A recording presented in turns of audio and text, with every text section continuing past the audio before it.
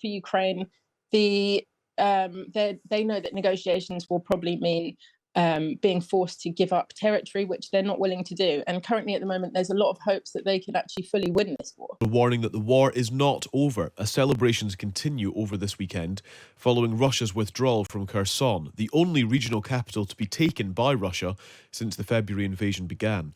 While President Zelensky hailed the arrival of Ukrainian troops to the city as an historic day, Kyiv does remain cautious, noting that Russian forces are still only a couple of miles away. Liz Cookman is a journalist reporting from Ukraine, currently in Dnipro en route to Kherson. Liz, good morning. Hi. Just explain then what has happened, and I suppose the note of caution from President Zelensky in the immediate aftermath.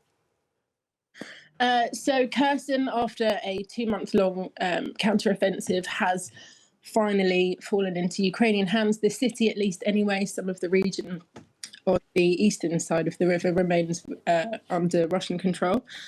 And there are fears that there continue to be sleeper cells in the city.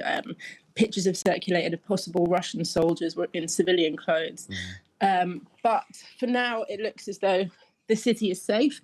But a lot of heavy fighting still continues in the east, particularly in the settlement of Bakhmut, where Russia has actually made some gains recently. Yeah, that's interesting. And so, in the grand scheme of things, I suppose, where does this leave the conflict itself?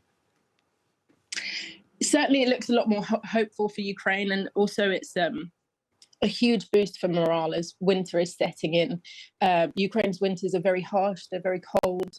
It's already getting very cold. A lot of cities have scheduled power cuts. They have some heating cuts as part of efforts to conserve energy. And settlements in the east and some in the south have no gas or electricity at all. So this kind of thing is a huge morale boost for the whole country.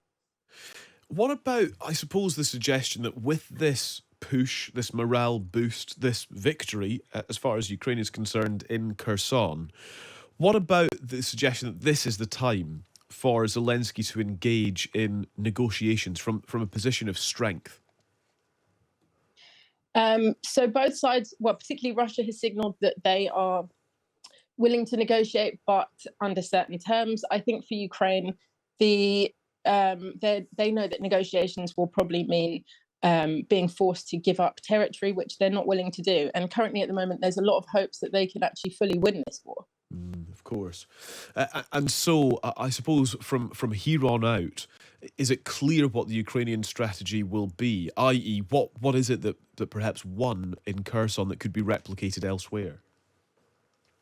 So there were a lot of people believed that the whole war was likely to sort of stagnate over the winter as things froze up and operations became very difficult. Although they have suggested, I think they spoke, a Ukrainian military official spoke to the New York Times saying that they're actually going to build on this success and keep going.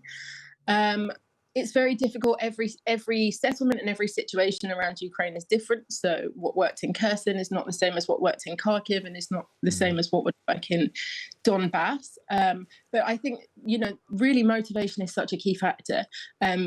Russian troops are thought to be very low in motivation. Their military structure is very corrupt. People are really not feeling good about it. Obviously, mobilization has forced a lot of people who didn't want to be in the war to come here. Whereas for the Ukrainian side, they're riding on a high. There was Kharkiv, there was Kherson. They're feeling great right now. Really interesting, Liz. Thank you so much for joining us. Safe travels. You're on your way to Kherson, and, well, scenes of jubilation really being reflected on the front page of the Sunday Times and elsewhere from that city. But, just that note of caution. It's not over yet in the grand scheme of the war, but a symbolic and significant victory in Kherson nonetheless.